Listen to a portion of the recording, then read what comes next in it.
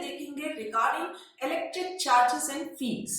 आपके लिए बहुत जरूरी हो जाता है कि जब आप सब कुछ पढ़ रहे हैं किसी चैप्टर में, तो क्या इंपॉर्टेंट है, किस चीज पे मेनली हम फोकस करें। और ये कहिए कि आपके ठीक एग्जाम से पहले सारे इंपॉर्टेंट कॉन्सेप्ट्स को, फॉर्मूले को रिवाइज करने के लिए मैंने ये स्पेशली वीडियो बनाया है। So let's start with the charges. So charges में सबसे पहला पॉइंट आता है कि there are how many types of charges, और वो चार्जेस किसकी वजह से हैं। ये एलिमेंट्री चार्ज पार्टिकल्स बेसिकली हमारे टू टाइप्स होते हैं, इलेक्ट्रॉन्स एंड प्रोटॉन्स। तो electrons and protons, electrons and protons पर कौन से चार्जेस होते हैं? इलेक्ट्रॉन्स पर होते हैं नेगेटिव चार्ज एंड प्रोटॉन पर होते हैं पॉजिटिव चार्ज। अब चार्ज की इंपॉर्टेंट प्रॉपर्टीज पर ध्यान देते हैं। सो चार्ज की जो सबसे इंपॉर्टेंट प्रॉपर्टी है जिसको आपको जरूर पढ़ना चाहिए, that is the quantization. Quantization, quantization क्या होता है? क्वांटाइजेशन इज दैट मींस कि किसी भी बॉडी पर जितना भी चार्ज है that is the integral multiple of the smallest charge. ठीक है, इसको हम एक्सप्रेस करते हैं, late q be the charge on the body, then it can be ne where n is 1 2 3 जो भी आपका नंबर हो। This is called quantization. So what is this e? e is E बोलते हैं हम सबसे छोटा charge, and this charge value is 1.6 10 to power minus 19 coulomb. इससे छोटा चार्ज एग्जिस्ट ही नहीं करता यूनिवर्स में। अब तक की रिसर्च में, फिजिक्स में यही हमारा सबसे छोटा चार्ज है। तो किसी भी बॉडी पे अगर आपको टोटल चार्ज देखना है, that will be integral multiple of E। So next important point is additivity of the charge. अगर किसी सिस्टम पे आपके एक से ज्यादा चार्जेस हैं तो आप उनको डायरेक्टली ऐड कर सकते हो while considering their science. It means if the charge is q1 q2 q3 so on qn, तो हम टोटल चार्ज हम बोल सकते हैं q टोटल। जो भी इनका साइन है उसको भी कंसीडर करिए और डायरेक्ट ऐड कर दीजिए। ठीक है, सो this is the additivity of the charge. Now the fourth point, conservation of the charge. That means जैसे फॉर एग्जाम्पल जब हमारा बीटा डीके होता है तो न्यूट्रॉन इलेक्ट्रॉन से प्रोटॉन्स में डिवाइड हो जाता है। ठीक है, तो इलेक्ट्रॉन एंड प्रोटॉन, न्यूट्रॉन के ऊपर कोई चार्ज नहीं था और इलेक्ट्रॉन एंड प्रोटॉन के चार्जेस को आप सम करेंगे तो अगेन आपको जीरो चार्ज मिलेगा पूरे सिस्टम में। सो चार्ज जो इनिशियल स्टेट में था सिस्टम में वैसा ही आपको फाइनल स्टेट में ही मिलेगा। So that is the conservation of charge. Yes, charge is conserved but charge particle is not conserved. So जो मैंने एग्जांपल लिया अभी बीटा डिके में, दैट इज न्यूट्रॉन जो डिके होता है इलेक्ट्रॉन्स एंड प्रोटॉन में, तो देखिए चार्ज तो मेरा कंजर्व रहा लेकिन पार्टिकल मेरा कंजर्व नहीं है। वही न्यूट्रॉन इलेक्ट्रॉन एंड प्रोटॉन में बन गया, तो particle is not conserve but charge is conserve. After knowing the important points regarding charges, let's move to the first important law of this chapter, that is the Coulomb's law. So what is the Coulomb's law? Coulomb's law defines the force that can be repulsive or the attractive between the two charges. So it is given by the formula E resemble कर रहा है electric force को। सो Fe, देखिए जहां भी charges आ जाएगा, charges की बात होगी, वो सारी ही सारी इलेक्ट्रिक टर्म वहां पे कनेक्ट हो जाता है। तो फोर्स और the electric force between two charges q1 and q2 which are separated by a distance r। r क्या है? सेपरेशन डिस्टेंस है। So it is directly proportional to the product of q1 q2 and inversely proportional to the separation square between them. So ये जो proportionality constant है इसको हम बोलते हैं 1/4 पाई एप्सिलॉन नॉट। अच्छा, q1 q2 तो चार्जेस हो गया, ठीक है, वो कूलम्ब में हो गया, कूलम्ब स्क्वायर हो गया। यहाँ पे सेपरेशन है, सेपरेशन की SI यूनिट मीटर स्क्वायर हो गया। What is this 1/4 pi epsilon not? 4 पाई हमें पता है, 4 पाई क्या है? Epsilon naught is new term for you. It is permittivity of free space. Free space को हम एयर भी बोल सकते हैं, वैक्यूम भी ले सकते हैं। तो एप्सिलॉन नॉट एक कांस्टेंट है जिसकी वैल्यू 8.854 10⁻12 है। It's unit is important, sometimes unit पूछी जाती है, तो ये आप इन्वर्स कर दो, coulomb square upon newton metre square.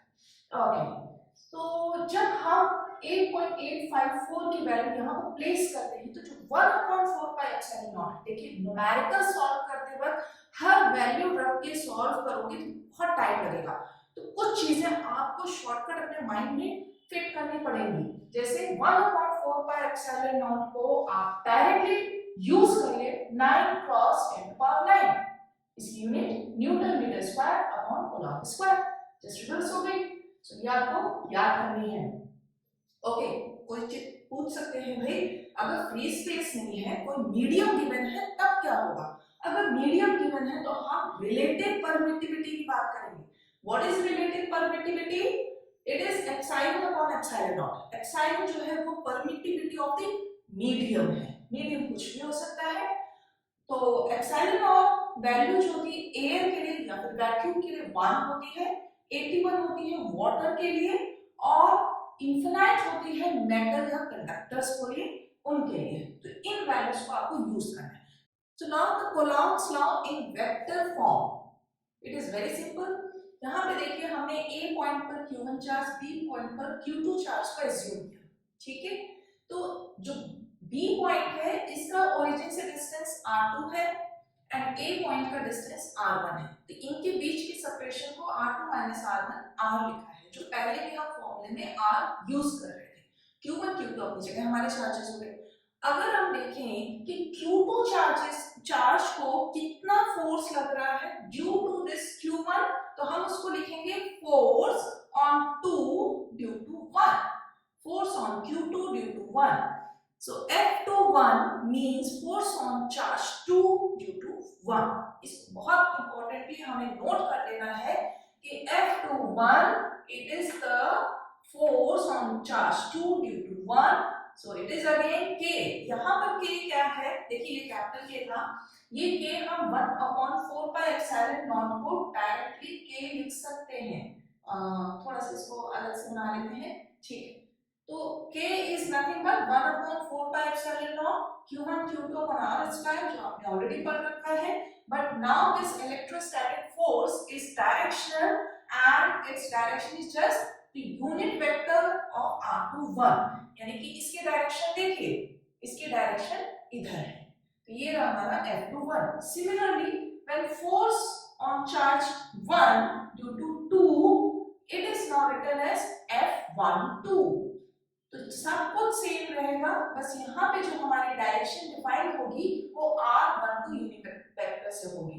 तो इसकी डायरेक्शन 12 वेक्टर हम ले रहे हैं, तो इसकी डायरेक्शन F21 के अपोजिट होगी। सब कुछ सेम आ रहा है मैग्नीट्यूड में K Q1 Q2 upon R square, लेकिन सिर्फ डायरेक्शन इनवर्स हो जा रही है। तो हम लिख सकते हैं F12 is negative of F21 in vector form। ये बहुत ही इंपॉर्टेंट पॉइंट हो जाता है whenever it is asked that if the electrostatic forces are conserved, yes it is conserved। see F12 is equals to negative of F21, ये signify करता है कि electrostatic force भी कंजर्व्ड है like the charges.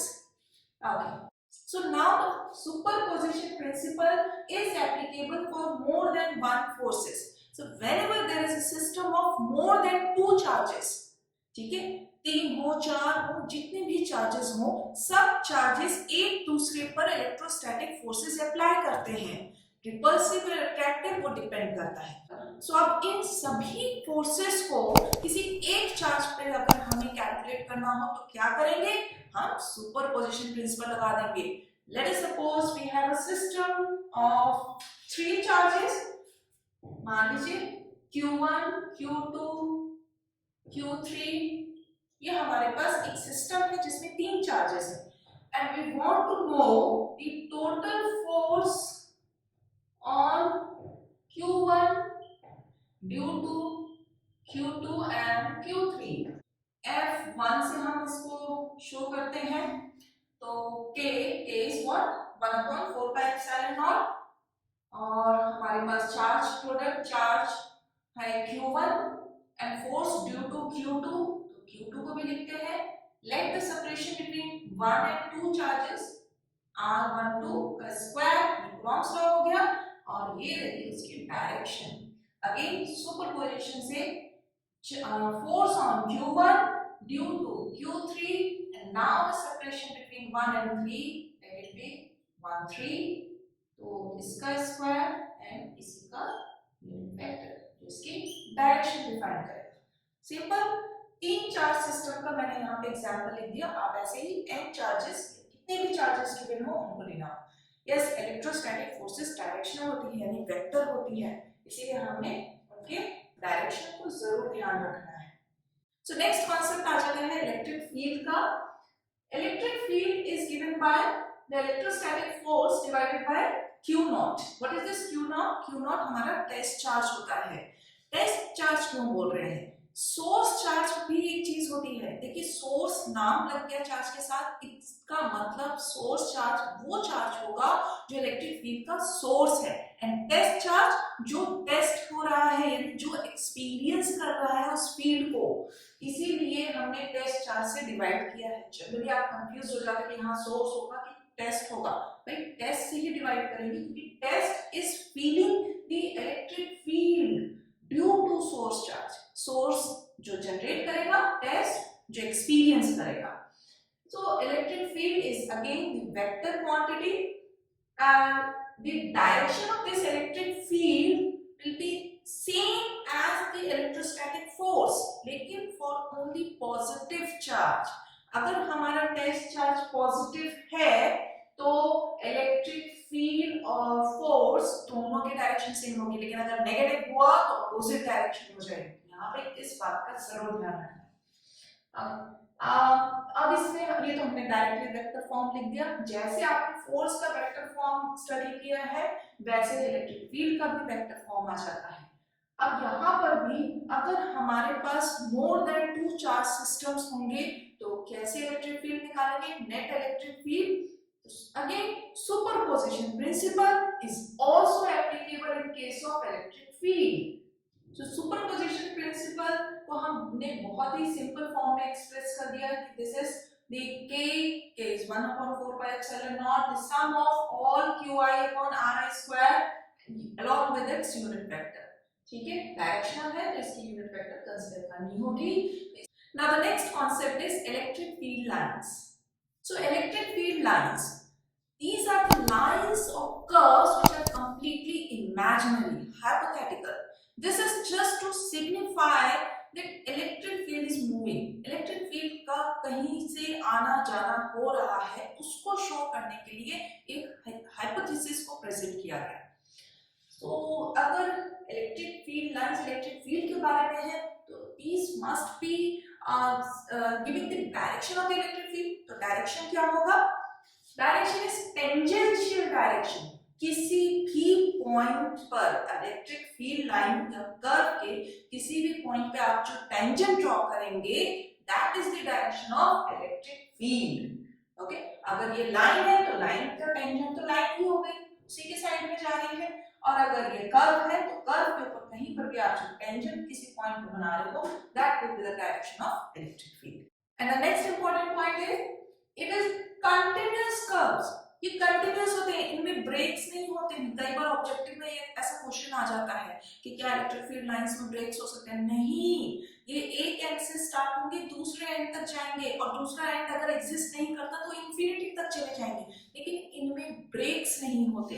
That's why these are the continuous curves. Curves हम उसमें lines को भी इंक्लूड करिए, तो कर्व्स और the lines. So the next one is it starts from the positive charge and ends at negative.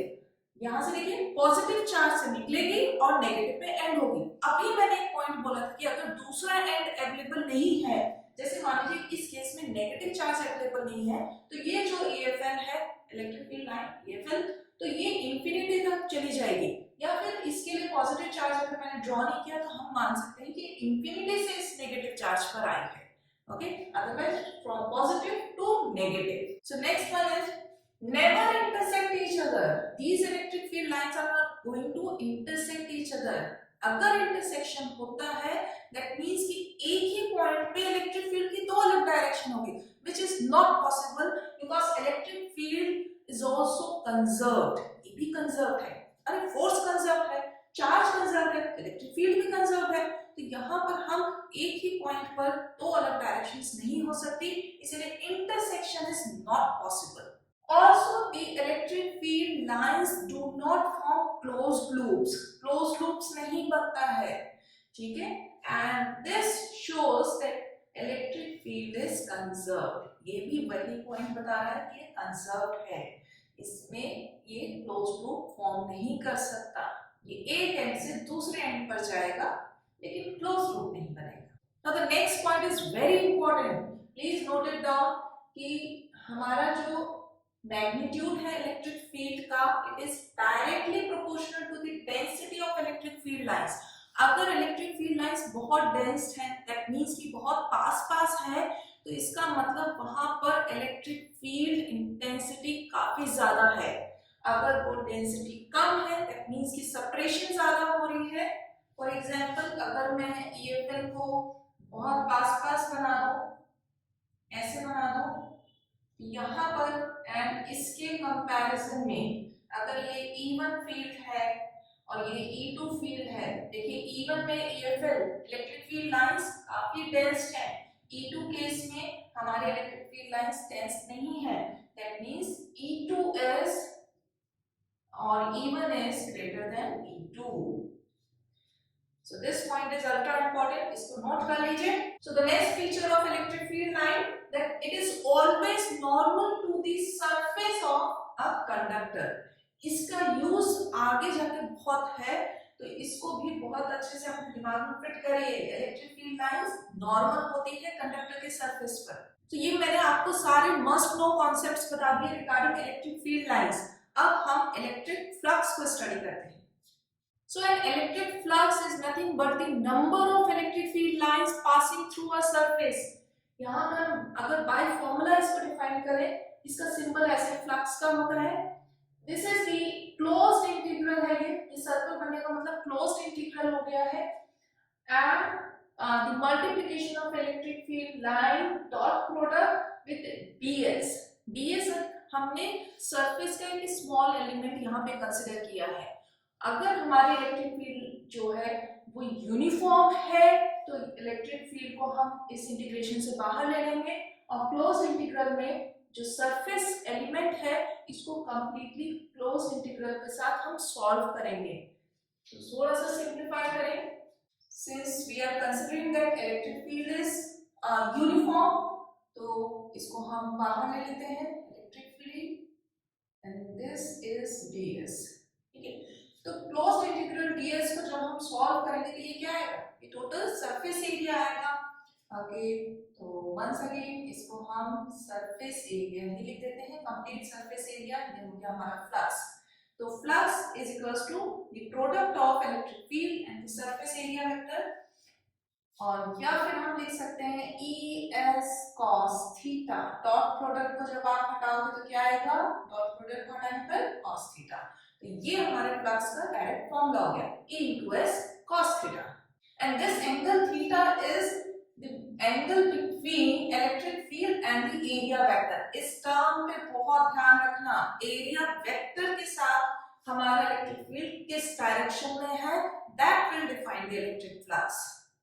So next one is the electric dipole. Electric dipole is a system of two charges जो कि equal and opposite होंगे, जैसे plus q and minus q।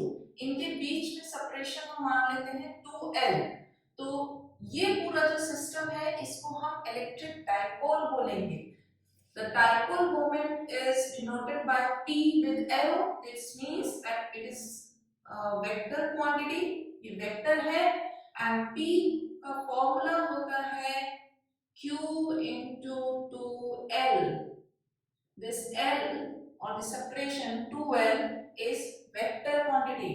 So p is q 2l, और normally हम लिख सकते हैं 2ql। इस तरीके से आप इसको लर्न कर लीजिए। The formula dipole moment is 2ql, and the direction of dipole moment moment, इसकी डायरेक्शन होती है minus Q to positive Q, which is opposite of electric field. Electric field plus से माइनस की तरफ होता है, लेकिन dipole moment minus to plus Q होता है।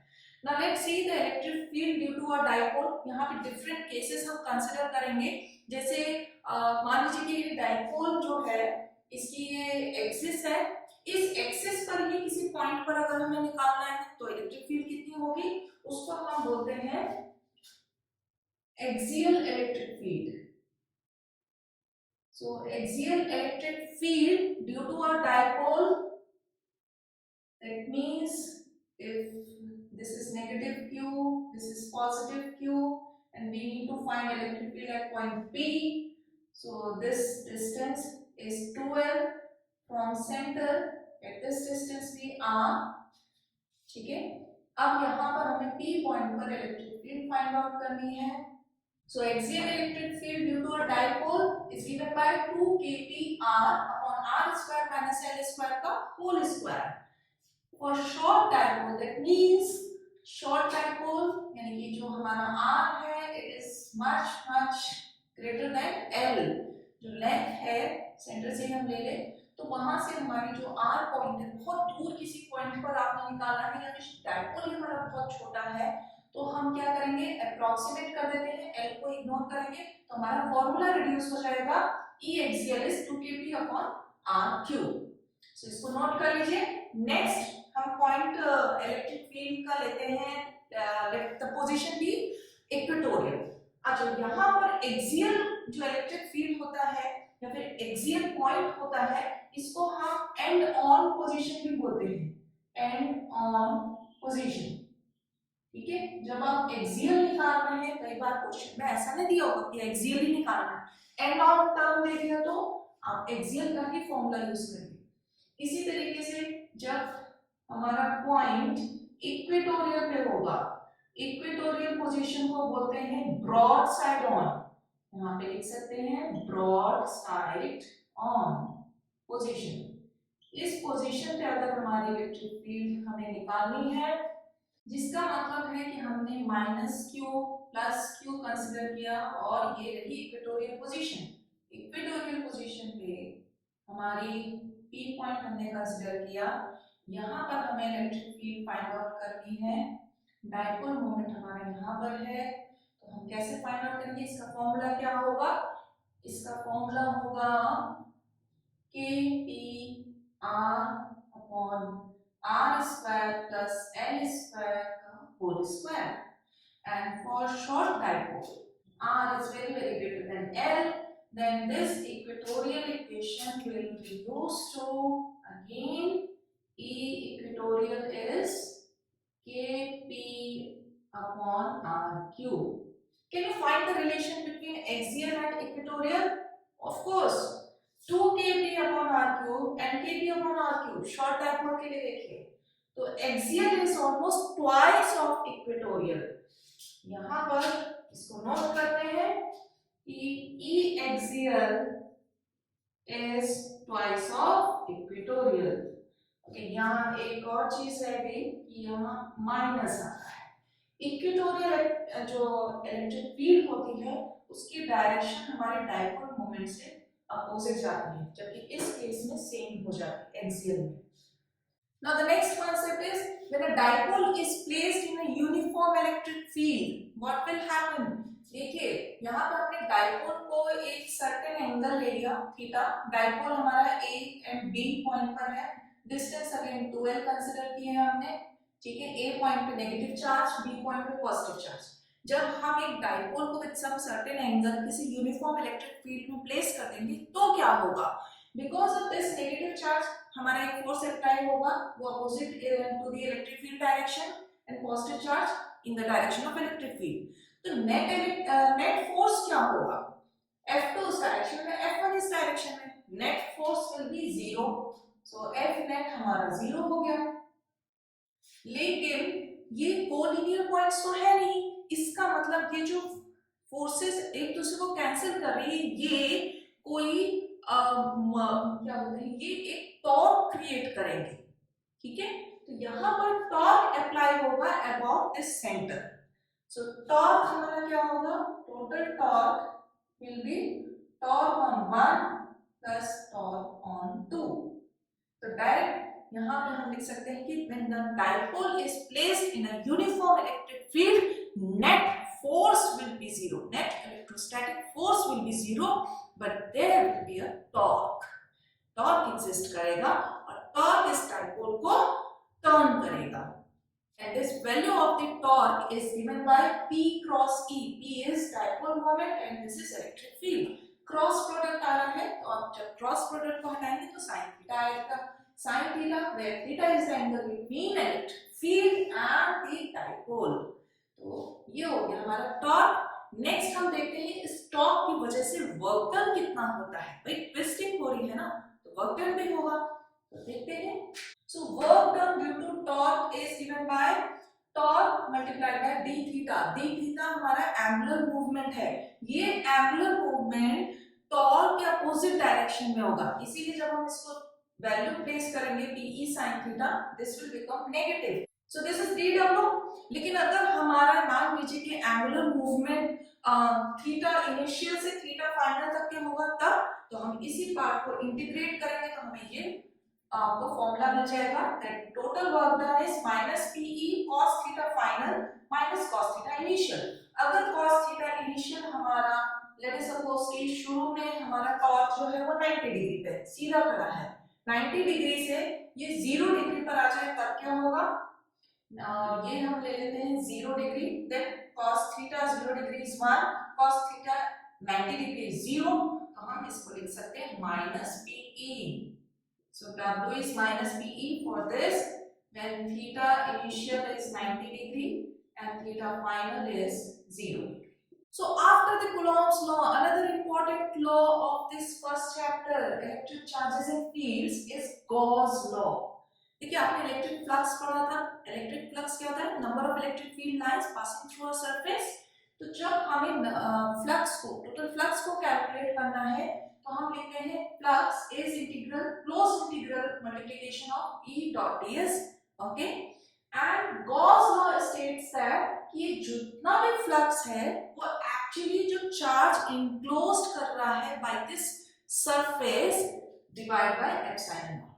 तो फ्लक्स को हम इससे भी फाइंड आउट कर सकते हैं, total charge enclosed by the surface divided by epsilon naught. Epsilon naught क्या है, परमिटिविटी ऑफ फ्री स्पेस 8.854 10⁻12, तो उसकी वैल्यू हम निकाल सकते हैं। देखिए अब यहाँ पर एक बहुत इंपॉर्टेंट पॉइंट आता है, this electric field is due to all the charges around the surface. Electric field तो सबकी वजह से है, लेकिन जो फ्लक्स है जो हम कैलकुलेट कर रहे हैं, जो Q एनक्लोज है, it is only the charge which is enclosed bye the surface.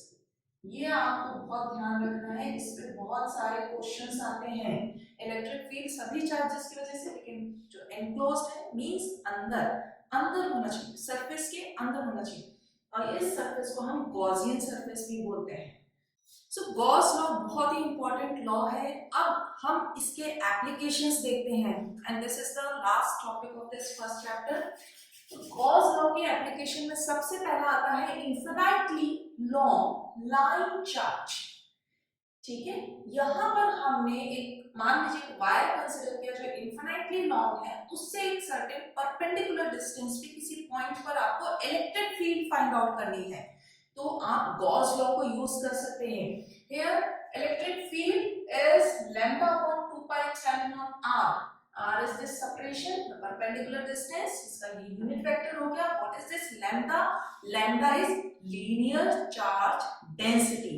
जब आप एक लीनियरली किसी मटेरियल को कंसीडर कर रहे हैं तो उसमें लीनियर चार्ज टेंस किया जाता है। इसका मतलब जो चार्ज उस बॉडी पर है, उस मटेरियल में है, वो लीनियरली वेरी कर रहा है।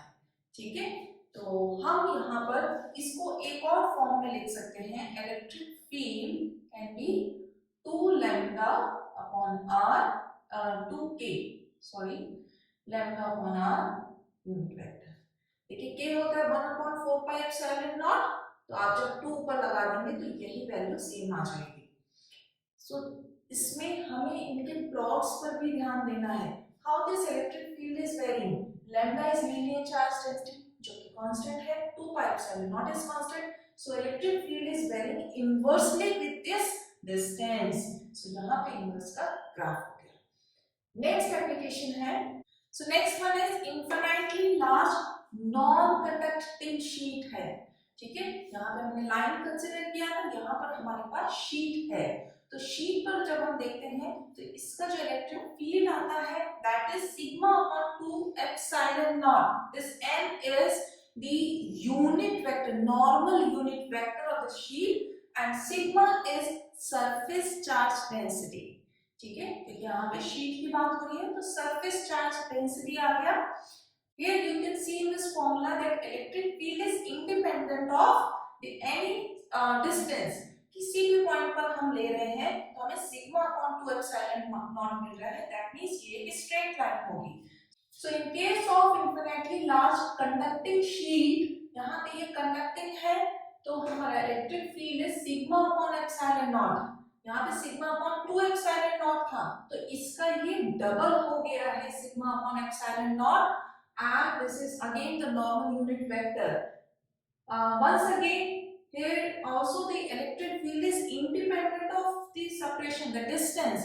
तो ग्राफ जो होगा हमारा E and R का वो सेम रहेगा, बस वैल्यू हमारी सिग्मा अपॉन एप्सिलॉन नॉट होगी। Sigma is surface charge density।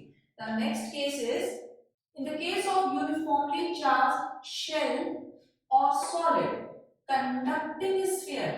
जिस पॉइंट पर आपको फोकस करना है वो है कंडक्टिंग। ठीक है, यहाँ पर भी डिफरेंस देखिए, non conducting and conducting sheet का आया था। अगेन हम अभी केस ले रहे हैं कंडक्टिंग स्फीयर का, फिर हम नॉन कंडक्टिंग स्फीयर करेंगे। तो जब हमारा कंडक्टिंग स्फीयर होता है तो inside that sphere electric field is zero, net electric field हमारी जीरो होती है। तो इसी केस को सिंपल करते हैं। Late us suppose the radius of this sphere is capital R। अगर पॉइंट, जिस पॉइंट पर इलेक्ट्रिक फील्ड देखना है वो सरफेस पर है या फिर सरफेस से बाहर है, R is the point where we want to find the electric field। if this point is away from the sphere or on the surface of the sphere, this is simple given by k q upon r square जो आपने अभी तक electric field formula देखा था। but inside the sphere, inside the conducting sphere, electric field is zero and this charge is given by sigma product 4 pi r square। r is the radius, sigma is surface charge density। तो जब हम इसको plot करेंगे तो ध्यान रखिए radius से कम पर इलेक्ट्रिक फील्ड हमारी जीरो है, this point is zero and electric field after this radius यानी सरफेस पर और उसके बाहर रिड्यूस करती है, डिक्रीज करने लगती है। ठीक है, and the maximum point is kq upon r square। Now the last case, now in case of uniformly charged solid non-conducting sphere, if the point where we want to find the electric field is on the surface or far from the surface of the sphere, it is given by kq upon r square जो general formula है electric field का। लेकिन वही point अगर inside the sphere hoga and r is less than capital R, this is the radius, when the point is inside the sphere it is given by kq upon r, q radius ka q, and here you can see the vector r। तो यहाँ पे हम note कर सकते हैं inside the sphere electric field is proportional to this separation point and outside the sphere electric field is inverse square।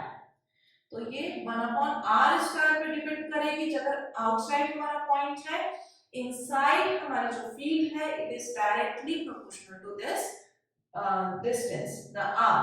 तो आप plot में देख सकते हैं जब हमारा 0 से r तक है तो ये डायरेक्टली प्रोपोर्शनल की स्ट्रेट लाइन है and then after it will decrease।